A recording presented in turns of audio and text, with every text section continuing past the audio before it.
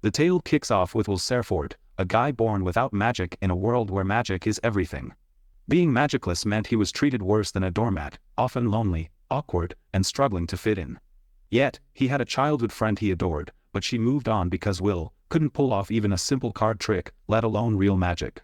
Despite the odds, Will enrolled in a prestigious university, determined to win her back, but his efforts mostly earned him a front-row seat to the bullying show. One day, Will's luck turns around when the headmaster notices something special about him. He's a natural warrior with a sword. Will dives into training to become the strongest swordsman around. His first big test comes in a high-level dungeon where he faces off against a giant beast that throws magic spells like confetti at a parade. But Will, quick as a cat, dodges every attack and with a single stylish slash, slices the beast clean in half. The next morning, he drags himself to class.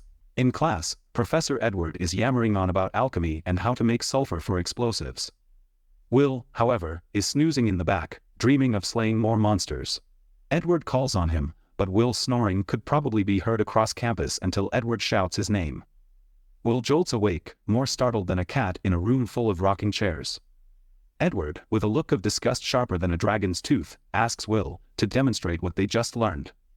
With no way out, Will nervously takes out his wand and tries to summon flames. But alas, not even a spark. The class bursts into laughter as if Will were performing stand-up comedy. Edward, unimpressed, wonders how Will could be so good at theory but so hopeless at practical magic. Enter Cyan, the red-haired show-off who waves his wand and effortlessly creates flames, producing sulfur like he's making popcorn.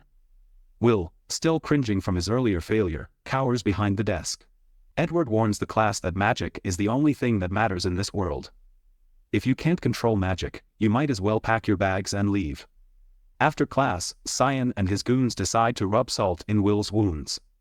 They taunt him, saying he might be good at killing dungeon monsters, but that won't help him here. Just then, Will's childhood friend Colette steps in, telling Cyan to back off. Cyan, trying to save face, mutters that kindness and hard work are useless without magic, then slinks away with his cronies. Colette tells Will not to worry, but Will just gazes up at the sky, reminiscing about how it used to be covered in darkness before 5 legendary mages, the Magiavanders, battled evil spirits and brought back the light. Will remembers a promise he made to another childhood friend, Elfie, that they would both become Magiavanders someday. Elfie, blessed with incredible talent, became the youngest Magiavander in history, while Will was left chasing after a dream that seemed further away with each passing day. Later, Will meets with Professor Werkner, who immediately yells at him for diving into a level 7 dungeon all alone. Werkner warns him that one day his recklessness will get him killed, but Will, ever the optimist, asks if he'll get any credit for his troubles. Werkner sighs and gives him 2 credits, but then reminds Will that if he wants to become a Vander, he needs to be admitted into the Upper Institute, which requires a lot of credits in spellwork, writing, and fighting. Unfortunately, without any spellcasting ability, Will's chances are as slim as a wand without a core. Will, determined as ever, says he'll keep trying. Werkner tells him he needs 4 more credits by the end of the week, which sends Will into a panic. Werkner mentions a monster called Baskerville on the 6th floor of the dungeon that hasn't been defeated yet. Will, ever the eager beaver, hugs his teacher and rushes off. But little do they know, Cyan overhears the conversation and decides to head into the dungeon himself, planning to slay the monster before Will does and get him kicked out of the academy for not having enough credits. That evening, Will and his familiar, Kiki, enter the dungeon. Will asks Kiki to sniff out the monster, but Kiki, still smarting from a previous encounter with a similar beast, is less than enthusiastic.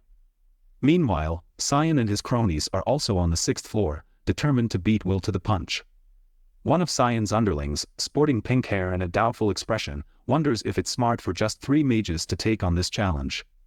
Cyan, puffing out his chest, assures them he's one of the best mages in the class and can handle it. But just as they're getting cocky, a huge monster appears and turns one of Cyan's cronies into wall art with a single punch. Cyan freezes in terror, while the pink-haired underling screams like they've seen a ghost. Will, hearing the scream, rushes to the scene with the speed of a cheetah on roller skates. He rounds the corner to see Cyan firing off weak flame blasts at a monster that seems more annoyed than injured. Will recognizes the creature as a sentinel, a beast worth 10 credits, and wonders what it's doing in this floor of the dungeon. For a moment, Will thinks about letting Cyan get what's coming to him, remembering all the time Cyan made his life miserable. But then, he recalls Elfie's words, that he's the kindest person she knows, and how she gave him a pair of glasses to remind him of who he really is. Will puts on the glasses, just as the monster is about to squash Cyan like a bug, and leaps into action, blocking the monster's attack and saving Cyan's life. Back at the academy, Edward bursts into Werkner's office, panicking because Cyan and his lackeys went into the 6th floor without permission. Werkner, ever the cool cucumber, reassures Edward that Will is on the same floor. In the dungeon, Will is battling the monster, dodging attacks and slicing off a finger before finally landing a fatal blow right through its neck. Cyan, watching in shock, can't believe what he's seeing. Meanwhile, back at the academy, Edward is stunned by Will's abilities. Werkner explains that while Will may lack magic, he's got superhuman strength, the heart of a dwarf, and a brain that can learn any attack pattern after just one look. They watched as Will managed to slice off the monster's arm and then calmly strolled over to the giant sword lying on the ground. With ease, he picked up the sword, making it look like it was a toy. Werkner told Edward that in a world full of magic and wizards, Will was the only true warrior. The monster shot an energy beam from its mouth, but Will blocked it with the giant sword and then swung it, chopping the monster into little pieces. The monster fell to the ground, as motionless as a statue. Will then walked over and offered Cyan a helping hand, who was still stunned. Edward couldn't believe his eyes and yelled at Werkner, claiming that someone without magic could never surpass a magician. Edward stormed out of the room, while Werkner realized Edward must be on a big dose of denial. Werkner knew that Will's story was going to become legendary, as he was about to turn the world upside down by blending wand and sword magic in Wisteria. That night, Will remembered how everyone had laughed at him when he joined the academy because he had no magic. He was bullied and called a loser, with people saying he only got in because of his friendship with Elfie, the Magia Vander. Those comments hurt him deeply and led him into a dark place. One day, the principal called Will and Werkner for a meeting. She examined Will, puzzled about how he got into such a prestigious academy. Instead of dismissing him, she decided to give him a chance. She used her flotation magic to hurl a dagger at Will, who caught it effortlessly, as if he was born to wield it. Werkner was a bit confused, but the old hag was confident. She surrounded Will with magical circles and prepared to shoot fireballs at him, which scared Werkner because he thought it might be the end of Will. But Will didn't miss a beat. He slashed through all the magic circles in one smooth motion and landed back on his feet. Werkner fell over in shock, while the old hag laughed and declared that Will was meant to wield a sword, not a wand. She decided that Will could stay at the academy and Werkner would be his guardian, as Will had no parents. Werkner asked if it was safe for a boy with no magic to be in a magic university, but the old hag confidently said Will would manage. Tears welled up in Will's eyes as he asked if he could ever become strong enough without magic to be a Magia Vander and reunite with Elfie. The old hag smiled and said that if Will had unwavering determination and a strong will to fight, he still had a chance. This reignited Will's determination to become the strongest in the world. The next morning, he woke up groggy but headed to class. Werkner explained how the academy worked. To become a Magia Vander, they first had to qualify to study at the Upper Institute, which was the path to becoming the strongest mages and ruling from the top. To reach the Upper Institute, they needed either to create a new magic spell or accumulate at least 7,200 credits, which was extremely tough. Werkner warned them not to even dream about it since none of them were getting enough credits to graduate. That day, Werkner drilled them with extra lessons, leaving Will completely drained. Will met up with Colette, who asked if Werkner's class was very hard. Will sighed, saying they had repeated many lessons and had tons of homework, all because they lacked credits. Colette said she liked Werkner for at least trying to help the students, unlike Edward, who would have just let them fail. Will laughed as they reached a corner and heard a commotion. They peeked around and saw Cyan and his followers surrounded by students, who were praising Cyan for defeating the sentinel monster worth 10 credits all by himself. Everyone was shocked and impressed, but Cyan was stressed because he knew the truth that Will had actually defeated the monster while Cyan was lying on the floor like a ragdoll. Cyan's anger flared when he saw Will walking by with Colette. He shoved everyone out of the way and grabbed Will by the collar, insisting that what happened couldn't be true since Will was supposedly talentless. Colette immediately defended Will and told Cyan to let him go. Cyan, grinding his teeth, released Will and stormed off with his goons. Colette asked if something had happened, but Will lied and said it was nothing. Meanwhile, Edward went to the Grandmaster's office and argued that Will should be expelled. The Grandmaster was relaxed and asked why. Edward claimed that Will, a warrior without magic, was trying to surpass magicians, which he thought was unacceptable. The Grand Master smiled and said it would be very cruel to expel Will in his final year. She opened a register filled with student information and noted that Will had good marks in writing and was earning credits consistently, despite lacking magic. She said this made him an outstanding student, as he was keeping up with and even outperforming others despite a major disadvantage. The Grand Master said that even if Will couldn't become a Magia Vander, he could become a scholar or a healer and help others. Edward argued that Will wanted to be a Magia Vander, and that was the problem. The Grand Master agreed that it could be an issue and told Edward to design a test for Will. She gave Edward full control over how and where the test would be conducted. If Will passed, he could stay at the academy. If he failed, Edward could expel him.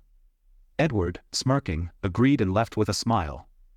Will, oblivious to the plan, continued with his day. Colette helped him open his locker, which could only be opened with magic, something Will lacked. Colette saw Will's sword inside the locker, which he couldn't carry at school, and felt sorry for him. They then entered the library, where Will began revising magic history and learning about other races. Colette told him he was already the best at writing and shouldn't stress too much. Will, however, knew that losing even a single credit could jeopardize his chance of qualifying for the Upper Institute. He enjoyed reading about the war between dwarves and humans, where the warrior dwarves stood their ground even though mages were superior skills. Before they could talk more, Edward appeared behind them like a shadowy figure and told Will to meet him in the exam hall, alone. Will followed him without a word. When they arrived, Edward said Will should take a test. If Will landed even a single blow on Edward, he would receive 5 credits for spell work. But if he failed, he would be expelled from the academy. Edward claimed that someone who couldn't use magic shouldn't even think about becoming a Magia Vander. Will was stunned, but Edward wasted no time. He conjured all his mana and created a magic circle beneath Will. Back at the academy, the headmaster called Werkner and showed him a TV where he saw Will facing off against Werkner. Will dodged the magic circles, which exploded, while Werkner relentlessly pursued him, shooting explosive magic. Will barely managed to escape, constantly running from the powerful mage. Werkner protested, saying it was too cruel and one-sided since Edward was one of the strongest mages in the kingdom and close to becoming a Magia Vander himself. Edward used another dark explosion, which Will barely dodged. He was exhausted from all the running and realized he couldn't stay still. He ran with all his might, trying to land a spitting kick, but Edward blocked it with his magic shield and blasted Will away. Will, bleeding and battered, saw Edward through his blurry vision, realizing he was completely outmatched. Edward's defense and offense were flawless, and Will couldn't even scratch him. Will tries to get up again while Edward prepares to end the battle. He casts the same spell over and over, creating a wall of explosions that Will didn't even think was possible. Will starts running away, but the explosions keep knocking him around like a pinball, sending him flying and hurting his body until he collapses, nearly unconscious. He tries to rise, cursing his weak, magicless body and wishing he had his sword to defend himself. Meanwhile, Colette heads back to her locker, wondering what kind of lessons Edward is giving. She imagines Will being tortured with whips, which scares her when a gate opens. But it's just Kiki, who looks hurt and is bleeding. Kiki walks up to Will's locker and starts scratching at it, making Colette realize something must be wrong. Back in the exam hall, Will is on the floor while Edward stands over him, putting his foot on Will's head and demanding his surrender. Will pushes Edward's foot away and says he will never give up. He stands up again and tells Edward he will reach the pinnacle of magic with a sword in hand because he wants to fulfill a promise to the person he loves. This makes Edward even angrier as he prepares to finish the fight. Just then, Colette enters the hall and throws a sword to Will. He catches it and puts on his special glasses, ready to fight. Edward unleashes a barrage of magic, but Will effortlessly slices through it, shocking the mage. This only makes Edward angrier as he prepares to fire more explosions. Will, scared but determined, remembers the Dwarf King who kept fighting despite his losses. He decides to do the same. He dodges Ed's attacks, jumps into the air, and charges towards Edward, breaking his barrier with his sword. They both come to a standstill, each with their weapon at the other's throat. Will breathes heavily with a wand in his face while Edward is stunned by a small cut on his cheek. Fuming with frustration, Edward walks away, telling Will he earned 5 credits. Will collapses to the ground, and Colette helps him up, wondering how many more mages he'll have to defeat to become the strongest. Will dreams about the day Elfie told him he was the kindest and bravest person she knew before giving him her special glasses as a parting gift. It was the day she had to go to the tower forever because she was already a Magi Evander. As she walked away, Will cried out her name, promising that he would reach the tower no matter what. He promised they would see the sunset together as they had promised in childhood. Elfie, tears in her eyes, wiped them away and told Will she would be waiting for him. After Elfie climbed the tower, Will was left alone and heartbroken. Professor Werkner tried to comfort him, but it only made him cry more. Will promised his professor that this would be the last time he would be a crybaby. Back in the present, Will is up early in the morning, delivering newspapers in the city. Just as he finishes, an old and bulky man named Donan greets him, urging him to do his best. Will hurries up a flight of stairs and trips, sending newspapers flying. But with lightning-fast reflexes, he grabs all but one. Will picks up the escaped newspaper, which has an article about Elfie. She has just created another type of magic and earned the title of being the first mage in history to create 12 types of magic. Will, fired up with determination, wants to stand by her side. The article also mentions an order from the Upper Institute, which has been issued by none other than Elfie. Panicking, Will runs to his dorm and asks his roommate, Rosti, to make a magic device for him. Rosti asks why Will is so excited, and Will explains about the order. He needs to procure cores from Frostwalkers on the 4th floor of the dungeon because Elfie needs them as catalysts. Rosti, already working on a magic item for Will, hands it to him. Will thanks him and heads out, but Rosti stops him to stuff bread into his mouth, reminding him to take care. When Will reaches the 4th floor of the dungeon, it's crowded with students hunting Frostwalkers for their cores. Just as Will is about to join in, a huge explosion shakes the ground. It was caused by Cyan's attack, which obliterated a bunch of Frostwalkers in one go. Cyan's lackeys flatter him, but he's not satisfied, thinking about the fight between Will and the giant monster, which fuels his rage and drives him to become stronger. Unaware of Cyan's true feelings, Will thinks Cyan is cool. Believing there's nothing left to hunt here, Will ventures deeper into the 4th floor, where he encounters giant penguin monsters. The monsters are hostile towards a girl, so Will draws his sword, puts on his special glasses, and lunges at them. With a few clean strikes, he defeats the penguin monsters and saves a nerdy girl who was about to be killed. The girl is stunned, unable to comprehend how Will defeated the monsters using a sword, not magic. Will approaches her, and the girl, Iris, thanks him for saving her life. She introduces herself as a 4th-year student at the academy. Meanwhile, Werkner is giving a lecture on the greatness of creating new magic spells. He says that new magic forms are named after their creators, and anyone who creates a new magic will etch their name in history. The students gossip about how this approach is impractical since only the top 0.1% can achieve it.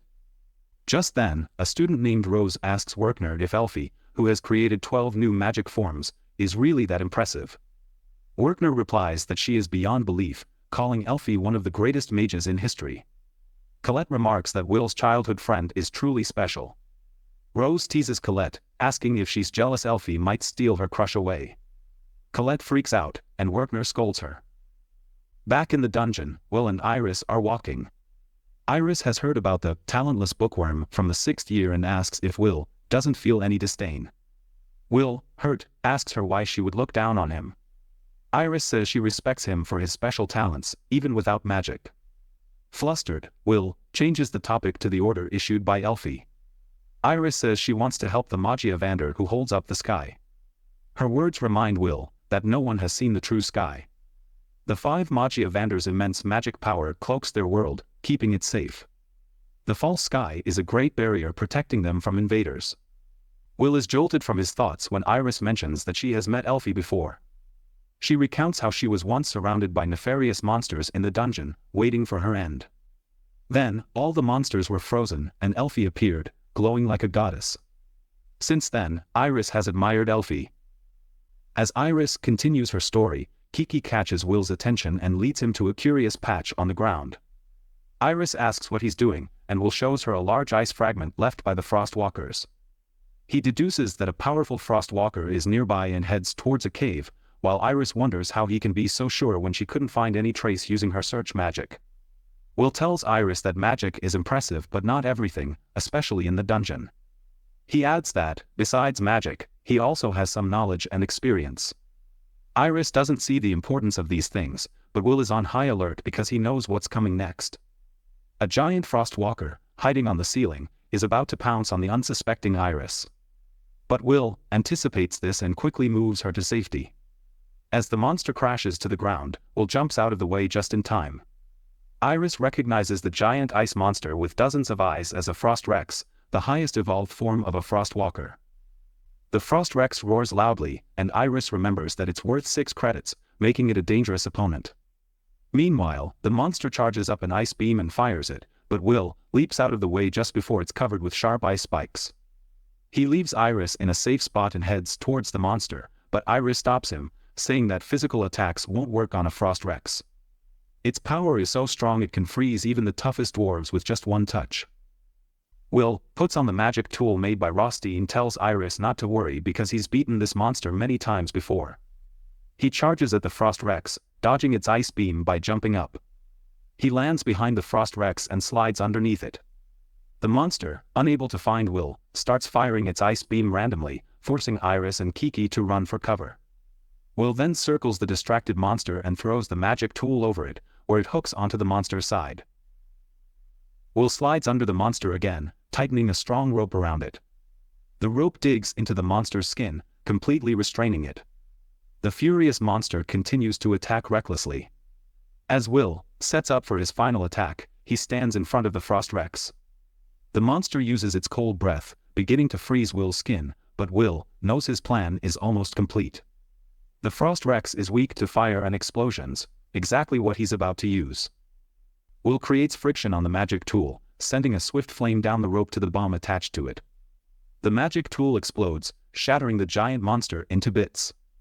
As smoke and steam clear, Will recoils from the blast, retrieves the ice core from the fallen monster, and heads back to Iris. She watches, stunned, as Will defeats the giant monster without using magic.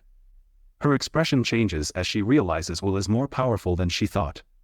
She wonders how to report this to her superiors. When Will suggests they head back, Iris resumes her act and accompanies him. Later, Iris reaches the White Tower and goes to the top room, where 4 of the 5 Magia Vanders are seated on their thrones. They are looking for skilled people to help prepare for the day the sky falls. Iris reports that she saw great talent in the magicless boy named Will, and recommends him for entry into the tower.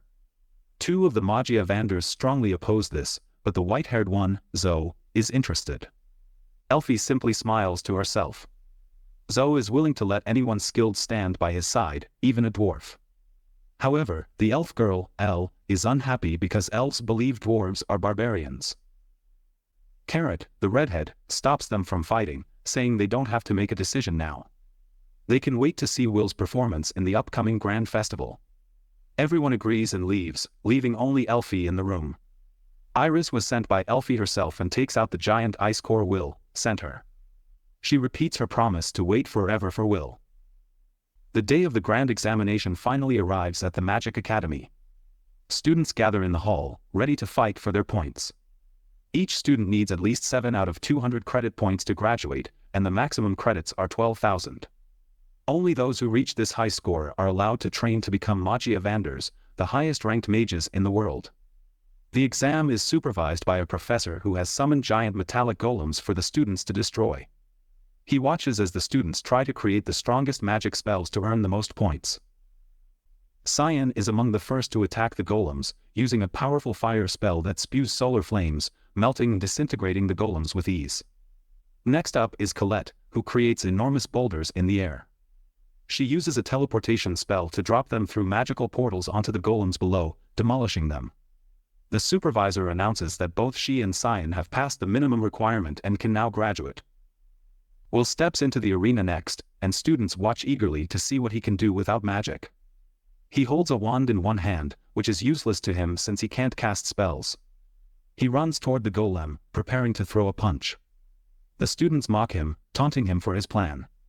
Unfortunately, he gets distracted by their jeers, and in the moment he looks away, the golem smacks him, sending him flying across the floor. He is seen as a bookworm with no street smarts and is called a loser by his peers. Next, Wignall, with green hair, and Liana, 2 top-ranked students, compete. They've already cleared the minimum credit points but aim for 12,000. Liana specializes in lightning spells, summoning several lightning bolts that hit the golems simultaneously, causing them to explode from the shock. Wignall, skilled in electric wind, uses the Zyro's Claw spell to create massive wind currents charged with electricity, lifting and crushing the golem. Both students surpass the 10,000 credit mark, placing them at the top. Julius, a student with superior ice powers, steps in next. With confidence, he casts ice bullets that fly across the room and hit all the golems. The ice bullets activate, erupting into giant ice structures that freeze the golems. Julius defeats not only his own golem but others as well. Before leaving, he challenges Wignall and Liana to a fight to prove who is superior. They accept his challenge by destroying his ice constructs. Due to his defeat, Will still hasn't reached his minimum target and sulks in a corner. With the Grand Magic Festival approaching, Colette sits with him during lunch to talk about it. The festival is held once every 2 years and features 4 factions: lightning, earth, fire, and ice. It allows students from all over to showcase their skills. Special recruiters from the faction towers come down to watch, and those who perform exceptionally are hired directly. Colette encourages Will to participate, suggesting it could be his chance to ascend into one of the towers and reunite with his childhood best friend. The High Mage, leader of all mages and factions, also attends the festival.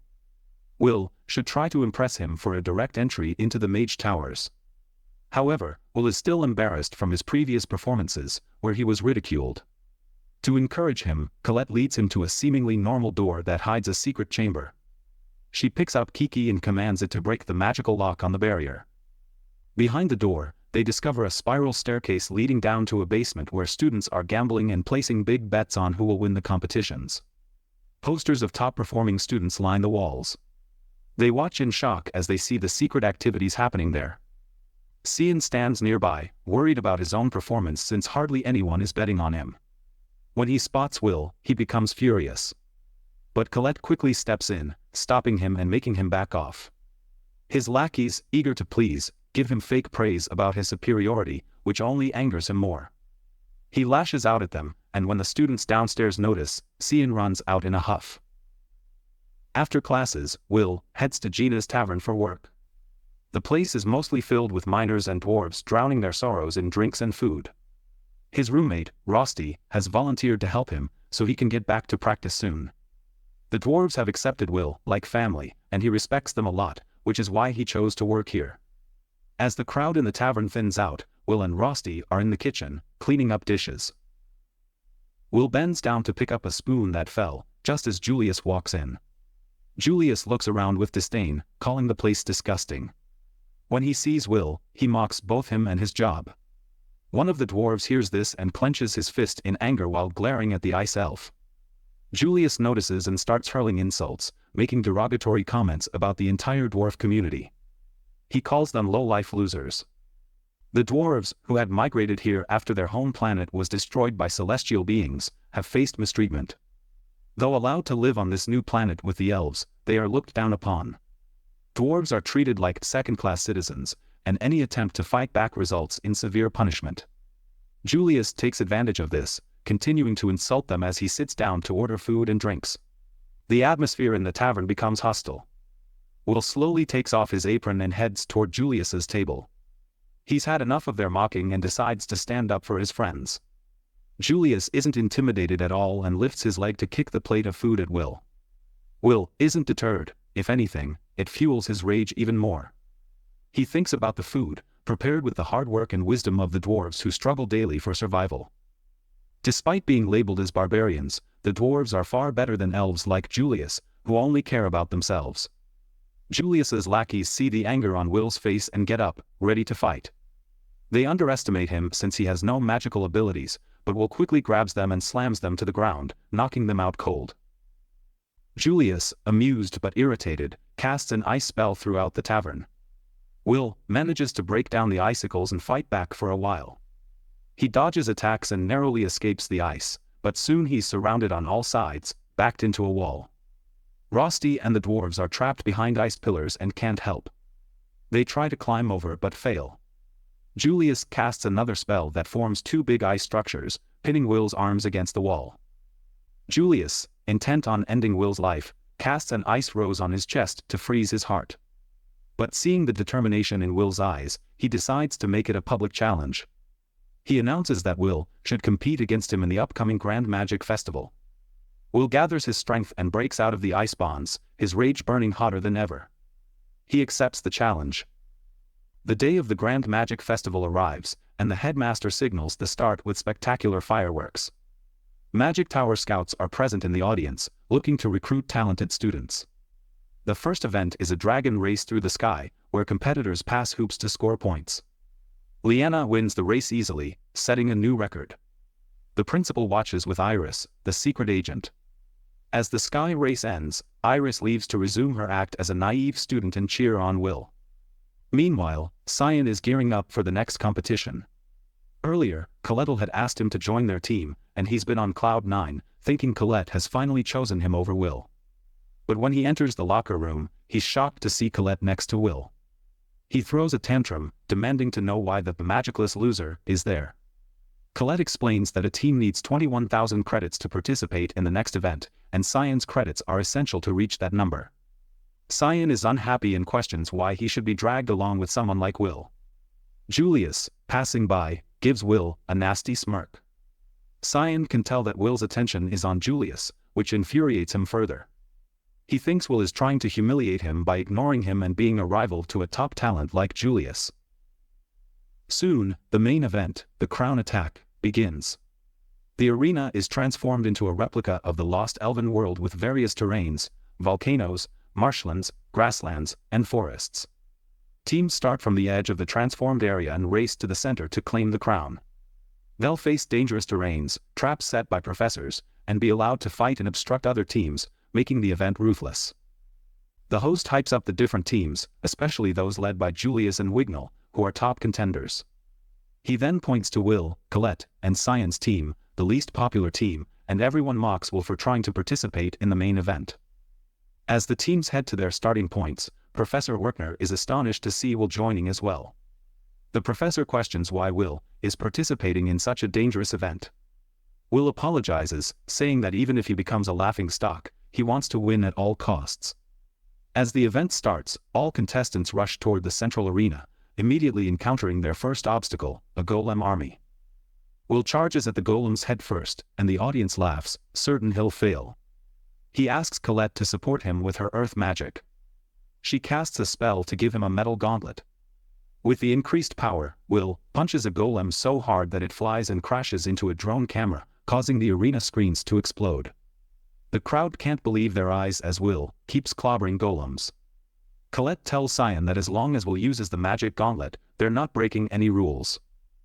Cyan, however, can't shake the memory of Will saving him from the giant monster. The humiliation of being saved by someone he thought inferior is crystal clear in his mind. To overcome the shame, Cyan worked hard to become stronger but now realizes Will is still miles ahead. Will's team clears the first obstacle and moves to the next zone, where magic boxes shoot rock bullets at them. Will punches the ground with the gauntlet, creating a wall to block and deflect the rocks. He runs ahead, and Colette uses another spell to create dozens of swords on the ground. Will picks up the swords and throws them at the magic cubes, taking them down one by one with incredible precision. As all the cubes explode midair, one rolls down, and Will grabs a sword to slash it just in time, clearing the second trap with ease. The audience's views shift, with even some of the haters starting to think Will is amazing. Some still believe it's only because of Colette's magic. Even Edward acknowledges that Will has perfected his fighting style through dungeon exploration, making him unbeatable by this level of traps. Will's team leads the pack, moving ahead at full speed while other teams struggle with the various traps. Julius and his team are making good progress, but it's Julius who's doing all the heavy lifting.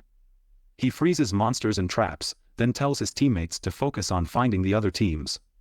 His teammates inform him that Will's team is in the lead, and at this rate, they might win. Julius can't let that happen, so he decides to ditch his team and handle his rival himself. Meanwhile, Will and his team reach the Enchanted Forest, the final zone they need to clear before reaching the arena. Dozens of magic circles pop up in the forest. Will figures out that they're planning to attack in a straight line. He quickly cuts the land beneath the magic circles and tosses them into the air before they can activate. The circles shoot their attacks at each other and blow up in midair. The host is impressed with Will's quick thinking and asks Edward for his opinion on the trap he designed. The Snape ripoff is quite disappointed. As Will plans to ambush Julius in the forest, an ice attack almost hits him. The attack pierces his robe and explodes behind Colette, who looks ahead to see Julius already there. Will is stunned that Julius could outpace their speed run tactic on his own. His mind is racing with questions about how Julius got here so fast and where his teammates are. But there's no time to ponder as Julius starts his attack, bombarding Will with relentless ice magic. Will can only dodge as the whole area turns into an ice ring. Suddenly, the temperature rises, and the ice melts away. Cyan appears behind Will, covered in flames that vaporize all the ice. He's had enough of playing second fiddle to someone who doesn't even have magic and decides to turn up the heat. He chants a powerful spell that Colette recognizes and warns Will to move. Not fast enough to react, Colette uses her magic to create a wall in front of Will, just as Cyan fires his devastating attack. The attack shakes the entire area, and Will is saved only because of the earth wall. As the dust settles, Will finds the entire forest burned away and Julius nowhere to be seen. Will is still processing what just happened, but Colette knows Cyan attacked both Julius and Will on purpose. She asks Cyan what he's doing, and he tells her to shut up because he's done listening to her. He tells Will it's time to settle their conflict once and for all. Will tries to say it's not the time, but Cyan attacks him, calling him a loser who needs to be crushed. Colette tries to stop them, but Julius suddenly blocks her way with an ice wall. She's puzzled about how Julius survived Cyan's bombardment. Julius attacks her, and Will gets worried as he realizes Colette is in danger. But he has no time to help her as Cyan keeps attacking him, who tells him it's time to fight or be crushed. Will reluctantly grabs his sword, ready to battle Cyan and hopefully bring him to his senses. Years ago, when Will and Cyan first started at the academy, Will was the most pathetic kid around. People bullied him and stuck notes saying he was worthless. Cyan was disgusted and decided to help the pitiful boy. He burned the note and offered Will a chance to become his underling, so he wouldn't feel alone and useless. But Will ignored him and walked away, annoying Cyan. Cyan followed him, shook him, and demanded an answer. Will told him to let him go, and Cyan could only obey.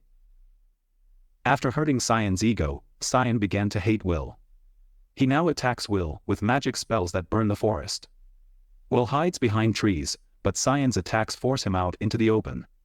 Cyan uses a fire whip, and as Will tries to deflect it, another whip grabs him by the leg. Just as he cuts the fire whip to free himself, Cyan attacks with another powerful spell. Will manages to block it, but his sword is getting red hot. Cyan curses him, asking if he'll just jump around and not fight back. Will refuses, saying they're teammates and he has no time to fight because he's focused on the competition. Cyan decides to just burn him to ashes and attacks again. Will dodges the attacks and wonders if he really has to fight his teammate now. Everyone in the stadium is dumbfounded by the scene, and Edward smirks, saying that fighting among teammates is the worst thing they can do in the competition. He believes this will make scouts from the tower view Will and Cyan negatively, and he seems to be enjoying it. The scouts had seen some promise in Cyan, but now they think he's unfit for recruitment. Will's roommate, Rosti, is worried about him. Suddenly, Iris shows up and asks if she can sit next to Rosti. They know each other from previous encounters, and Rosti is shocked when Iris starts cheering for Will. Iris admits she wasn't interested in Will at first, but after seeing him in action, she's become his biggest fan. Meanwhile, Colette is running away from Julius, trying to find a way to reach Will and Cyan. Julius teases her, asking if the famed Earth Princess isn't going to fight back. Colette hates that nickname and tells Julius to stop calling her that. Julius attacks with ice magic, and Colette blocks it with a stone wall. But then, she notices a magic circle under her feet and realizes she's walked into a trap. A massive amount of dark magic hits her point blank, shocking everyone. Even more shocking is that Julius appears on every screen, facing all the teams at once. No one understands what's happening as Julius seems to be everywhere. He goes to face Wignall's team, reminding him of his promise to crush everyone with his secret weapon. Wignall greets him with a familiar spell, returning the ice flower Julius had once given him. The flower distracts Julius, and a magic circle opens at his feet. Suddenly, he's engulfed in a tornado. It turns out it was just a clone Julius made with ice and magic stones, and it gets destroyed by Wignall's attack. Everyone is amazed by Wignall's performance, but Philly, one of the leaders of the elf faction, thinks Wignall is just average and barely meets their expectations. She asks her partner, Lay, if she can return to their base because the festival atmosphere feels like slow and painful poison to her as she is an introvert. Lay refuses, saying they must watch the entire festival and report to their master, the elf Maya Vander. Meanwhile, the audience wonders who will win the competition. They thought Will's team would win, but now Cyan's sabotage has thrown that into question. Will's classmates are curious about why Cyan did this, and even Will is wondering why the redhead is so fixated on him. He remembers the bullying he endured and how he was treated like a failure. He was numb from the harassment and just wanted to be left alone. When Cyan approached him, he asked to be let go, not understanding Cyan's intentions. Cyan shot a fireball at him out of frustration. Now, Cyan is attacking him in the same way. Will dodges the attacks and starts running. Cyan then chants a high-level spell, creating a flaming falcon as his guardian. Will is stunned and even more shocked when Cyan commands the falcon to attack, as guardians are usually used for defense. Will reacts quickly, using his sword as a platform to jump and cut the falcon's wing. He then grabs his sword and rushes towards Cyan, thinking it's his chance to end the battle. But the flame falcon quickly regenerates its wing and begins chasing after him. Will realizes he needs to destroy the Guardian's core to stop it, but it's easier said than done. He's exhausted, but Cyan doesn't look any better. Everyone, including Edward, is stunned by Cyan's performance. Commanding a Guardian with such skill shows he's far beyond an ordinary student. Even the scouts from the Fire faction are interested in him, despite his betrayal. According to their data, Cyan was weaker than the top 3 students of this batch, but today's performance has surprised everyone. The scout leader thinks there must be a reason behind his breakthrough and decides to inform the Flame Maya Vander immediately. Back on the battleground, Will is on his knees, realizing that Cyan has become much stronger. Cyan taunts him, asking if this is all he's got since he was much stronger when fighting the giant monster. Will asks why Cyan is doing all this because there's no reason to fight. Cyan snaps, asking if Will can really say that after everything that's happened between them. He asks Will if he has no anger or hatred inside him after being bullied all these years. Will admits he's angry and hates Cyan, but right now they need to defeat Julius. Hearing Julius's name makes Cyan lose his temper. He curses Will for focusing on everything else but him. He tells Will to stop ignoring him. Will suddenly understands why Cyan is acting so oddly. He realizes that Cyan has acknowledged him and now wants to be acknowledged in return. Will puts on his action glasses, takes his stance, and prepares to respect Cyan's feelings by giving it his all. Cyan is pleased that Will is taking him seriously and starts chanting his most powerful spell, while the Flame Falcon covers him. Will knows he can't succeed with any half-baked attacks, so he decides to watch Cyan's spell timing and then counterattack. Suddenly, Cyan commands his guardian to attack and shoots dozens of fireballs at once. Will is taken aback by the scale of the attack, but he's already seen the attack paths. He rushes ahead with full speed, dodging the fireballs effortlessly. He emerges from the flames and slashes the Flame Falcon's core before heading straight for Cyan. Cyan attacks him at close range, but before their attacks can hit, a stone wall appears right between them, stopping them in their tracks. Will bangs his head on the wall and falls down as Colette shows up, telling them to stop fighting. Her clothes are in tatters after her battle with Julius, and she says she kicked Julius's butt, but then he suddenly vanished. Cyan is a bit slow to react, but he gets flustered and tells Colette it's indecent to walk around in such clothes. Colette calls him out the misogynistic pig for judging her by her clothes and reminds him that it's his fault for starting the fight. She then tells Will to rush ahead because he has a score to settle with Julius, while she handles things here. Cyan says he won't let her get in the way of his fight, but Colette lashes out at him for being selfish and clueless. Suddenly, Will places his robe on Colette and thanks her, making her blush with embarrassment. Will grabs his sword and runs off, telling Cyan they'll continue their fight another time. Meanwhile, Julius and his team are the first to enter the stadium. The host thinks there's no one who can stop them from taking the throne. Suddenly, Will bursts into the stadium at lightning speed, landing with a bang right behind Julius and his team, leaving everyone speechless. Will locks eyes with Julius and challenges him to a fight.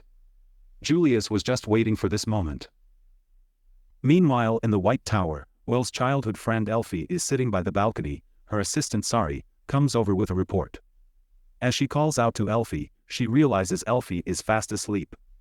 Sari wakes her up with a slap, telling her to be more mindful of her reputation as a Magiavander, since all she does is sleep and watch the world below. Elfie rubs her head in pain and, after calming down, asks what Sari is here for. Sari hands her some documents, containing a list of students with great promise, recommending one student as the best fit to join the ice faction under her. Elfie looks through the documents and finds that the candidate Sari recommends is Julius. Sari explains that Julius is causing quite a stir at the Grand Magic Festival and that he might even become Elfie's successor. Elfie admits that if everything in the report is accurate, Julius could indeed become her successor. Back in the arena, Will approaches Julius and his team, who are grinning, ready for their fight. Julius creates an ice rose and mentions how he is glad that Will made it here, stating that winning the crown without a challenge would be unsatisfying. He adds that his real goal is to humiliate Will in front of everyone to prove his dominance. Will, unfazed, adjusts his glasses and mentions that unless Julius apologizes to the dwarves, he has no intention of losing. Julius mocks Will, calling him a delusional sewer rat who doesn't know his place, then crushes the ice rose. Using the shards, Julius creates a dense mist that envelopes the arena, making it impossible for Will to see. However, with his sharp hearing, Will detects Julius and his lackeys circling him. Suddenly, a huge ice crystal strikes from behind, but Will reacts just in time to deflect it. He starts running through the mist, thinking that if he keeps moving, Julius will have trouble targeting him. Despite his movements, ice attacks keep coming, though Will is now better prepared and dodges them more easily. Will realizes that all three enemies have attacked him, and by judging their positions from the direction of the strikes, he decides it is time to counter. He rushes toward Julius but is nearly hit by another ice crystal from an unexpected direction. The mist begins to clear, and Julius' lackeys appear behind him, revealing that they have not moved at all. Will is stunned, but what happens next leaves the entire audience in shock. As the mist clears further, multiple clones of Julius become visible throughout the arena. Even Professor Edward, sitting in the stands, is forced to rise from his seat, trying to understand what is going on. Will initially thinks the clones are illusions, but soon realizes they are real, meaning only one thing. Before Will can react, the clones charge at him. Julius warns him to be careful as they explode.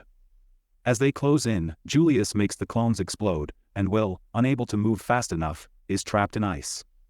The audience is puzzled, but only a few people, including Professor Edward and Werkner, recognize that Julius used one of the 12 original spells created by the genius mage Elfie. Will, knowing this too, realizes that Julius has cast the first of Elfie's 12 spells, which creates ice clones of the spellcaster. He wonders how Julius managed to use Elfie's spell, but Julius only laughs, claiming it is thanks to his natural talent and nothing more. He explains that he learned the technique on his own, meaning he is already on the level of a Magiavander. Julius then claims that Elfie is nothing special compared to him, and one day, he will expose her to the world. Will, angered by the insult to Elfie, breaks free from the ice and charges forward. Julius laughs and launches another ice attack at Will, but when Will blocks it, he finds himself surrounded by the clones again. They attack from all sides, but Will deflects each one. Julius and his lackeys taunt him, suggesting that if this is all he can do, he will lose soon. Julius then decides to demonstrate more of his skills. The clones suddenly stop attacking and explode into pillars of magic that form a pyramid barrier, trapping Will inside. Will panics as he realizes he is trapped, and when he tries to cut through the barrier with his sword, nothing happens. Julius creates a massive ice crystal in the air and drops it toward Will, crushing him beneath it. The crowd is left speechless by the overwhelming display of power. Professor Edward notes that Julius has the qualities of an ideal magician, winning the battle without even moving.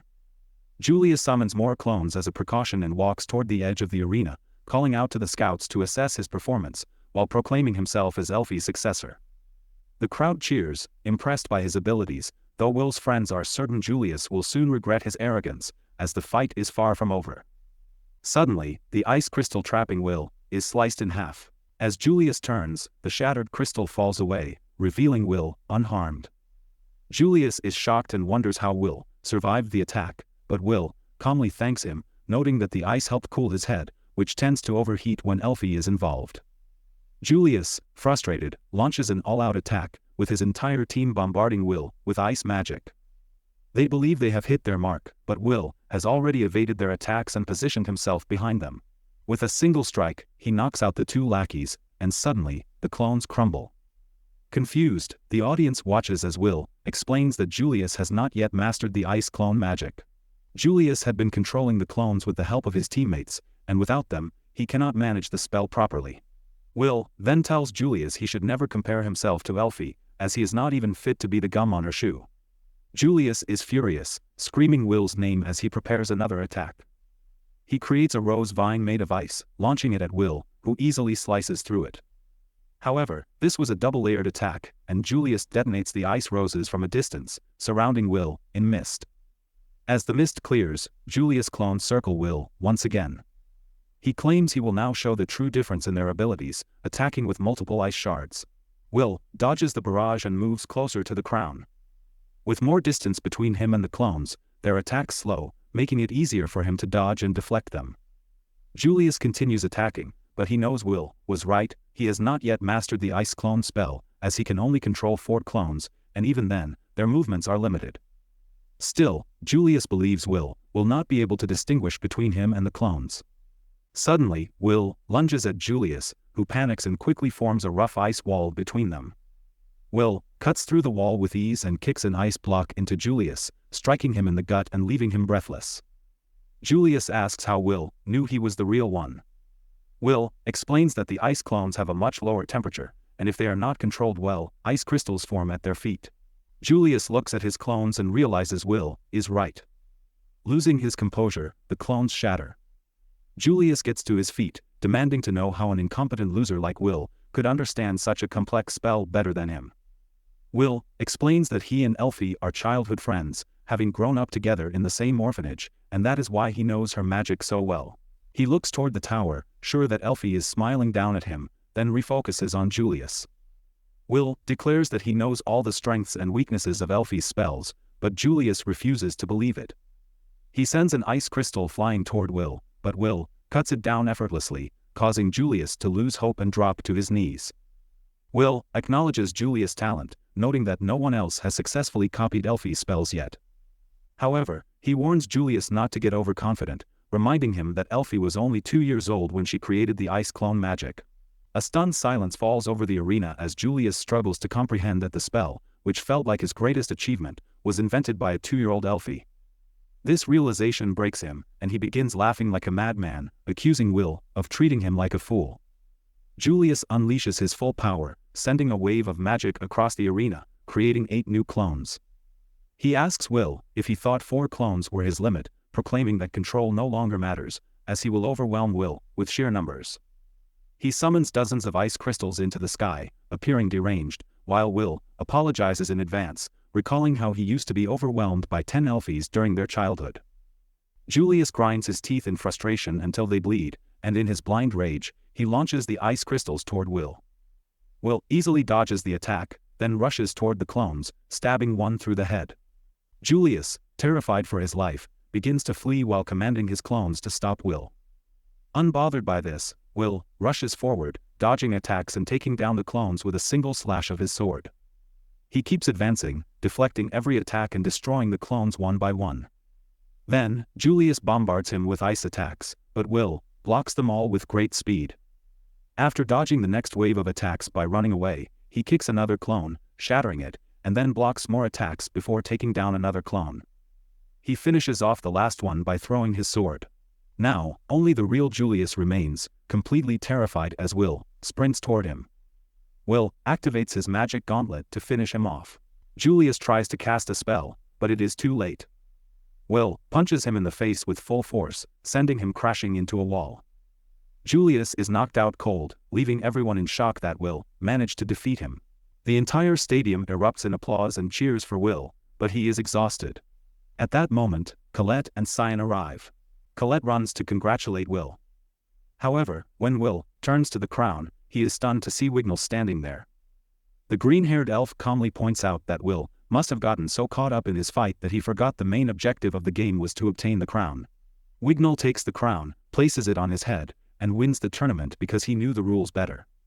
Fireworks light up the sky in celebration of his victory, marking the end of the tournament.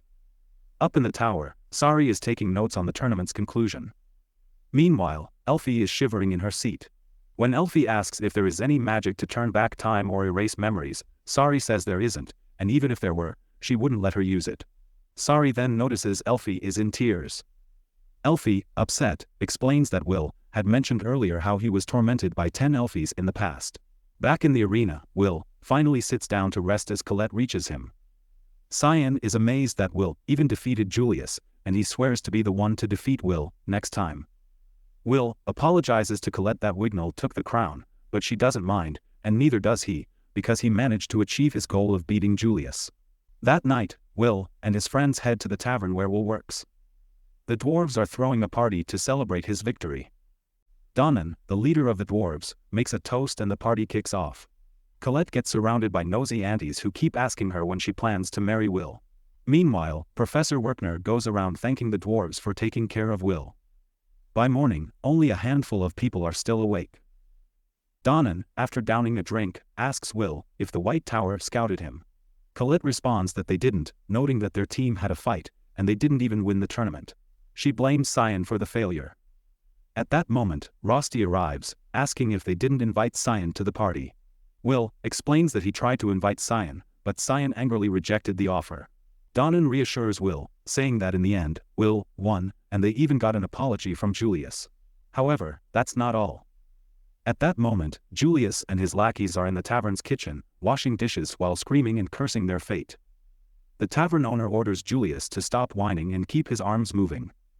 In the culture of the dwarves, apologies are made through actions, not just words. Julius and his lackeys are working at the tavern as part of their apology, and Julius finds this even more humiliating than being defeated by Will in front of the entire school. He also wasn't scouted because of this public humiliation.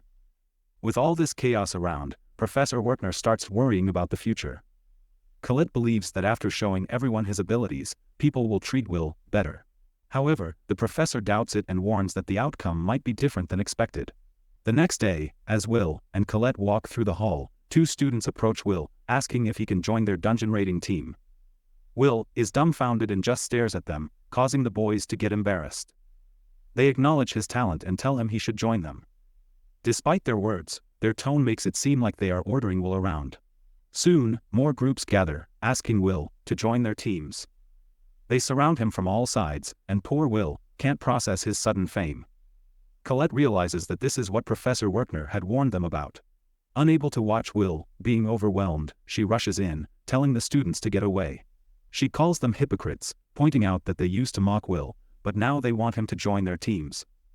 She then turns to Will and asks if he isn't angry at their hypocrisy. But Will is delighted, as it is the first time someone has asked him to join their team, and his eyes glisten with joy. Seeing this gives the students courage, and one of them holds Will's hand, asking him to join their team and come to the dungeon with them tomorrow. Colette panics and pulls Will toward her, declaring that they are going shopping tomorrow, so Will isn't free that evening. She realizes what she had said, thinking that it almost sounds like they are going on a date. Just then, her roommate Rose arrives with some coffee and teases her about going on a date with Will. Colette tries to explain that it isn't what it seems, but Rose cuts her off, claiming she knows how badly Colette wants to get close to Will. Rose offers to play the role of a wingman and help prepare for their date tomorrow. On the other hand, Will is busy with his homework when Rosti asks if he is going to the dungeon tomorrow. Will replies that he's going shopping, half forced by Colette. Upon hearing that it will just be Will and Colette, Rosti gets jealous since he also has feelings for Will. The next morning, Colette eagerly waits for Will at the city square, determined to make the shopping trip a successful date. When Will arrives, she is smitten by his appearance. Will compliments her hairstyle and dress, saying she looks so cute that it makes his heart race. Colette, caught off guard, can only thank him. Suddenly, Rosti shows up, apologizing for being late. Colette is confused, as she didn't expect a third person on their shopping trip. Will explains that Rosti requested to join them because he needed to buy some things too, and Will didn't see a problem with it. Colette is dumbfounded, especially when Rosti slips his hand into Will's and leads him away. Colette is certain that friends don't hold hands like that. Rosti continues to tease her throughout the trip, further confusing her. Later, Rosti beats Colette to the punch by finding the book Will wanted, before she does. He also helps Will pick out clothes, while Colette can only watch from the sidelines. The entire shopping trip goes this way, leaving Colette upset by the end of the day.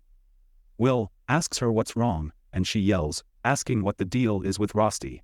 She points out that they are suspiciously close and wonders if Rosti is actually a girl who enjoys cross-dressing. Will assures her that Rosti is a guy and even bigger than him in size. He explains that physical touch is Rosti's love language, and he has always been clingy since they first met. Colette worries even more about this. At that moment, Rosti returns with 2 drinks, planning to share one with Will. Colette quickly tells him to drink from her glass instead. Rosti then confronts her, asking Will to go get his sword fixed while they talk. Colette agrees, knowing that the dwarves won't appreciate mages in their shop anyway. Once Will leaves, Colette takes a deep breath and asks Rosti if it is just her imagination, or if he likes Will as more than a friend. Rosti leans in closer and replies that he loves Will more than anyone else in the world, and that Will loves him back. Colette gets angry and responds that she has always been closer to Will, and they used to hug all the time when they were in 4th year. Rosti dismisses this as ancient history, revealing that now, he and Will take friendly baths together every night.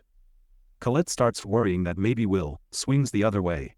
Meanwhile, Will wonders if his 2 friends will get along when suddenly, the elite student Liana arrives. Will is shocked to see her, knowing she is regarded as the perfect student, having full credits in all subjects. Will wonders why she would want to talk to someone like him. Liana asks him to follow her for a moment, leading him to a tea house. To his shock, all the top students of their batch are already there.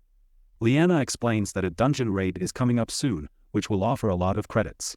She wants to form a party with the 5 people present in the room. It seems that the others didn't know Liana had invited Will beforehand. Shin demands an explanation for why Will, a non-magic user, was invited, and even Julius seems annoyed. Will, feeling uneasy, looks to Liana for answers, wondering what she was thinking by bringing him here. She's confused and asks if it was a bad idea, leaving Will to conclude her brain cells must be on vacation. Suddenly, Shin angrily approaches Will, upset at being ignored, but before he can do anything, Wignall swings his wand and creates the illusion of a peaceful flower field. Wignall calmly says that such reckless actions don't suit a mage, forcing Shin to back down. Wignall then suggests that they should at least hear what Liana has to say. Liana explains that she was impressed by Will's performance in the recent tournament. She believes he has a unique skill set that no one else on the team possesses, which is why she wants to recruit him. Julius quickly disagrees, pointing out that Will can't even use basic magic to detect enemies and would just be dead weight. Shin adds that he doesn't want Will on the team either. Wignall, however, calls them sore losers, arguing that they can't reject Will when he beat both of them in the tournament. He praises Will's strength, saying he's as strong as a dwarf and as agile as a monster.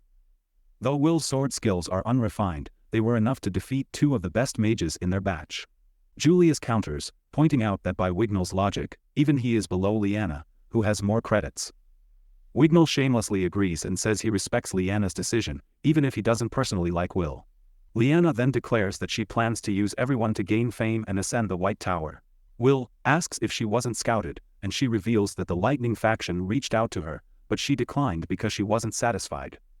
She shares that she comes from a family of knights, who are typically short-lived, and she wants to do something great with her life. Ascending the tower isn't enough, she wants to become a Magia Vander. She's confident that everyone in the room shares similar ambitions. Liana asks everyone to place their coin in a cup to agree to form the team. She goes first, followed by Wignall, Julius, and even Shin, since they all know they'll outperform the others. Will is the last one, unsure of what decision to make. Later, Will meets his friends in the market, where they ask what took him so long. He simply walks ahead, announcing that he'll be joining Liana's party for the dungeon raid. The next day, Professor Werkner tells the students about the grand dungeon raid happening in 10 days.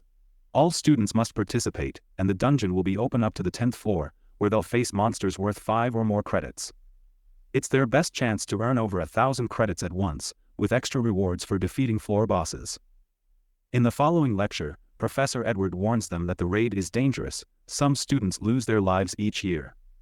While professors will be stationed in the dungeon, they can't be everywhere at once, so Professor Edward urges everyone to know and respect their limits. Soon, the base camp for the raid is set up on the 6th floor. Colette accompanies Will's group, despite Liana pointing out that she wasn't invited. Colette confidently replies that she's a package deal with Will. Rosti can't join them because he's only an artifact maker, but Will thanks him for all the items he prepared for the raid. After that, Professors Werkner and Professor Edward gather all the students and remind them that they need to dive into the dungeon and survive for a week. There are safe zones at the 8th and 10th floors where injured students can retreat. With that, everyone gets ready, and the grand dungeon raid begins. The story will be continued in future videos. Thanks for watching. See you in the next one.